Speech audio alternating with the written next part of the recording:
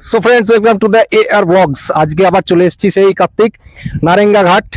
আমাদের কেতুগ্রামের নারেঙ্গা ঘাটে চলে এসেছি। আমরা বলেছিলাম যে বর্ষাকালে আসবো এবং সেকেন্ড পার্ট বার করব, কিন্তু খুবই দুঃখের বিষয় আমরা বর্ষাকালে এসেছি। চারিদিকটা দেখা, একটু জল কিন্তু সেই পরিমাণে আসেনি। কার্তিক, এখানে এসো। জল তো সেরকম হলো না নাকি? না, এই বছরে জল খুবই কম। বর্ষার কারণে এখনো নদীটাই ভর্তি হয় নাই, কারণ অন্যান্য বছর এই সময়টা নদীটা প্রায় অর্ধেক জল হয়ে যায়, কিন্তু এখনো পর্যন্ত দুঃখের বিষয় যে নদীটা ভরতে পারলো না। এখনো পর্যন্ত কিন্তু নদীটা ভর্তি হয়নি। কার্তিকের নৌকাটা একটু দেখিয়ে দাও। কার্তিকের নৌকা।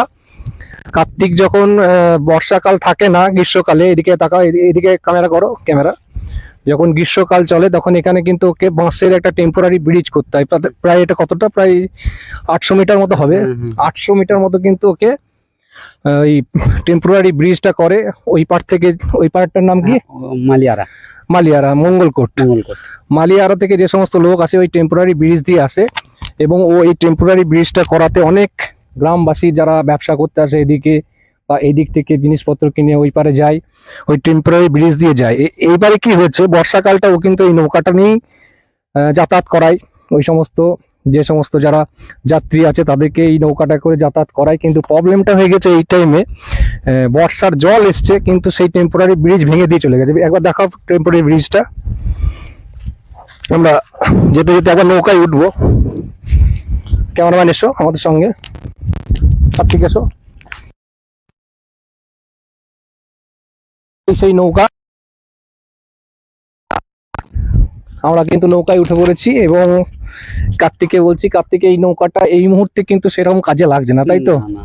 যে পুরো বর্ষাটা এই নৌকাটা কাজে লাগে এবং অর্থ যেটুকুই আসে সেই অর্থটা কিন্তু কার্তিকের এই মুহূর্তে আসছে না। কার্তিক কিন্তু পড়াশোনা করেছে, এডুকেটেড, কিন্তু তাকে জীবিকা নির্বাহের জন্য চাকরি যেহেতু হয়নি, সেহেতু এই নৌকাটাকে নিয়েই কিন্তু ওকে চালনা করতে হয়।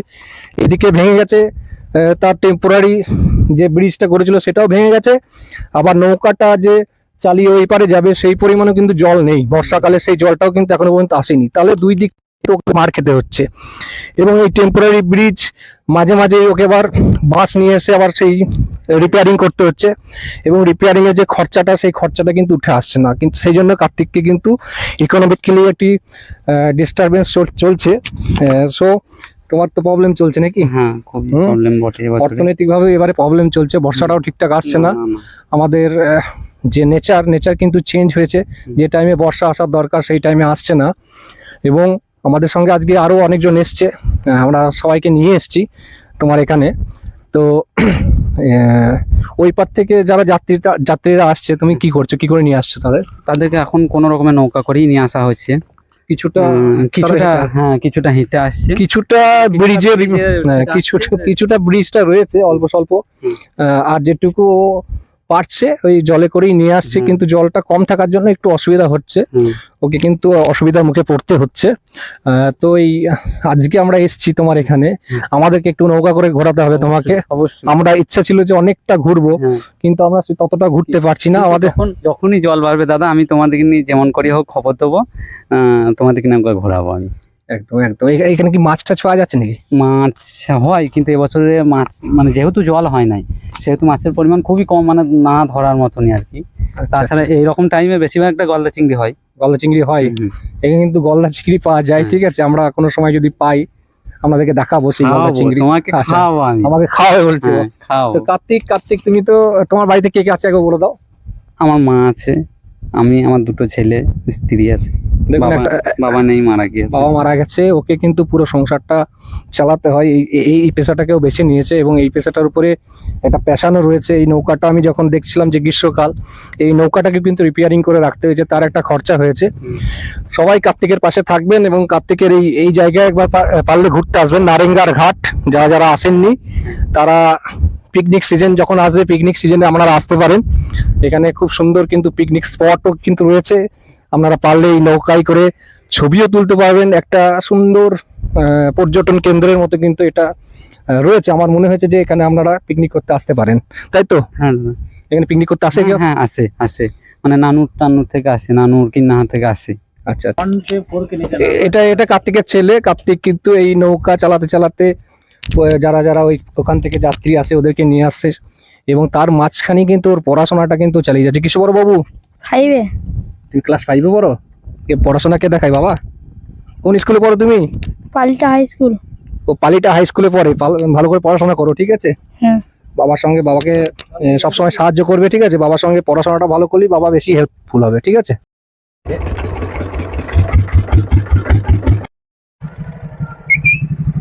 দেখুন এইভাবেই কিন্তু নৌকায় মোটরসাইকেল পারাপার করা হয়। কার্তিক প্রত্যেক যাত্রীকে এইভাবেই সাহায্য করে থাকে। ওই পাড়টায় যাবো আমরা, মাঝ বরাবর গেছিলাম, আমরা একটু ওই পাড়ের দিকে যাব। কার্তিক একজন যাত্রীকে পেয়েছে, সেই যাত্রীকে কিন্তু পৌঁছে দেবে এবং খুব নির্ভরযোগ্যভাবে কিন্তু সেই যাত্রী মোটরসাইকেলটা এখানে তুললো। নাম্বারে ফোন করবেন, কার্তিক আপনাদেরকে ফিস্ট মানে পিকনিকের ব্যবস্থা করে দেবে। এখানে নৌকার মাধ্যমে আপনারা যাতায়াত করে কিন্তু ফিস্টি করতে পারেন বা পিকনিক করতে পারেন। থ্যাংক ইউ, সঙ্গে থাকুন। ওটা খুলে দিচ্ছি না। আমার কাছে যাবে।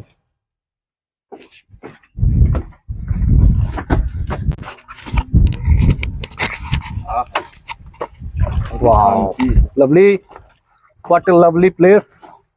সত্যি একটা মনোরম দৃশ্য। চারিদিকটা দেখুন, মনে হচ্ছে পুজোর সিজন চলে এসছে, দুর্গা পুজোর একটা সিজনের মতো লাগছে।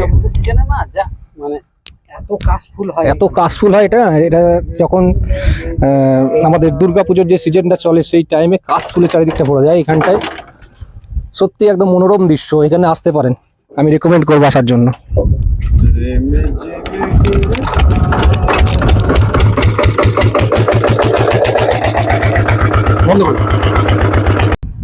বাসের সেতুটি দেখা যাচ্ছে, যে এই বাসের সেতুটি কিন্তু যখন প্রথম জল এলো সেই জল কিন্তু নির্দিষ্ট পরিমাণ আসেনি, খুব অল্প জল এসেছিল, কিন্তু এই যে বাসের সেতুটা কিন্তু ভেঙে যায়, ঠিক আছে? এই বাসের সেতুটা ভেঙে যাওয়ার জন্য বা এই ব্রিজটা ভেঙে যাওয়ার জন্য ওর কিন্তু অনেক ক্ষতি হয়ে গেছে এবং এই বাসের সাঁকোটাকে আবার ওকে নতুন করে তৈরি করতে হয়েছে, যার পরিশ্রম কিন্তু 2 থেকে 3 দিন পর্যন্ত লেগে গেছে এবং ওই দিক থেকে যাত্রীরাও কিন্তু আসতে পারেনি, তাদেরকে খুব কষ্ট করে আসতে হয়েছে। এটা করতে কতদিন লেগেছে? এটা 2-3 দিন লেগেছে। 2-3 দিন তোমার লেগে গেছে রিপেয়ারিং করতে। তোমার সঙ্গে কেউ ছিল না, তুমি করেছো? না না না, ও লেবার দিয়ে করতে। এটা লেবার দিয়ে কিন্তু ওকে করতে হয়েছে। এটা নির্দিষ্ট পরিমাণ খরচাও কিন্তু হয়েছে। 5-6টা করে লেবার, মানে খরচ কতটা বুঝিয়ে দেখুন। ইনকামের থেকে কিন্তু খরচা বেশি হয়ে গেছে, কিন্তু বাসের সেতুটা কিন্তু খুব সুন্দর লাগছে দেখতে। অপরূপ একটি বাসের সেতু। আমরা যেতে যেতে ওর সঙ্গে গল্প করে নিই একটু। তো এইভাবেই তো চলছে। আজকে এখন তোমার যাত্রীর সংখ্যা কেমন? খুবই কম এবছরে। এবছরে কিন্তু যাত্রীর সংখ্যা খুব কম। এখান থেকে এটা ছাড়া আর কোনো তোমার ইনকাম নেই তো? এটা ছাড়া কিন্তু আর কোনো ইনকাম নেই, এইটার উপরে ডিপেন্ড করে ও চলছে। আমরা চাইবো ওর আর্থিক সচ্ছলতা ফিরুক, ও এটা ভালো জায়গায় যাক, ওর আরও স্বাচ্ছন্দ্য ফিরে আসুক, এই জায়গাটার উপর আরও উন্নতি হোক, আরও এই জায়গাটা সমৃদ্ধ হয়ে উঠুক। এইটা বসে আছি এবং কার্তিক গানটা জানো নাকি? একটা একটু শুনতেই একটা লাইন হোক দেখি। তুমি বসে যাও, বসে গিয়ে একটু কার্তিকের গলায় আমি একটু গান শুনে নেবো, আর আমি কার্তিকের জন্য 2 লাইন গান করবো। কে গান করছে ওদিক থেকে? লালটু নাকি? আচ্ছা ঠিক আছে, আমি কার্তিকের জন্য 2টা লাইন গান করবো। কুমার শানুর গলায় গাওয়া গান। আমি কুমার শানুর গান খুব ভালোবাসি এবং এই গানটা অনলি ফর কার্তিক। যত ব্যথা ছিল গো আমার, তোমার পরশে দূর হলো, হৃদয়ের মন অভিনয়, নিমেষে গানের সুর হলো, নিমেষে গানের সুর হলো। তোমার আমার যা কিছু এই স্রোতে এসো না ভাষায়, তুমি আছো এত কাছে তাই পৃথিবীতে স্বর্গকে পাই। তোমার চোখে যে স্বপ্ন তাই দেখি যেদিকে তাকাই। Thank you.